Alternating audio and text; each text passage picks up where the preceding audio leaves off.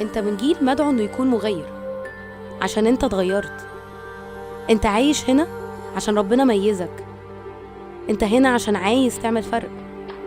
في حاجة في الDNA بتاعك مش مخلياك تقبل الوضع الحالي ولا الروتين الطبيعي ولا الحاجة زي ما هي. عمره ما هيتقال عليك طبيعي. جوه قلبك انت عارف انك المفروض تغير اللي حواليك، تهز الواقع. انت بتحب ربنا لكن بتكره اللي بيمثلوا ان هما بيحبوا ربنا. لما بتجرب العيشة معاه ده يخليك عايز تعيش له اكتر. انت عندك جوع لحضور ربنا بس اللي انت فيه مش مشبعك.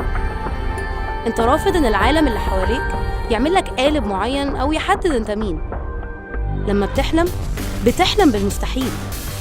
لما بتشوف وجع حد بتبقى حاسس انك لازم تشفيه. لما بتعدي في وقت صعب مش بتتدمر علشان بتشوفه بعينين ربنا. انت مصدر خطر لإبليس وللشر علشان حياتك مش ملكك. الحياة بالنسبة لك هي المسيح والموت ربح. انت مستغرب ليه انت مختلف قوي كده، غريب قوي كده. مش بتخرج اي خروجة، مش بتقبل اي هزار، مش بتعمل زي ما كل الناس بتعمل.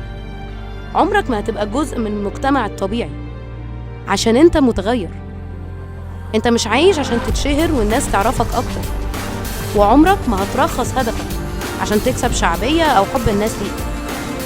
انت زي ابراهيم، موسى، واستير، داوود، بولس، ويوحنا المعمدان. الموت مش بيخوفك، لكن انك تعيش ميت يرعبك. انك تخسر حياتك دي مش حاجة بتقلقك، لكن انك تضيعها في اي حاجة ده يهمك. ده الوقت اللي تقوم فيه وتخلي صحابك زيك. يلا قوم، مستني ايه؟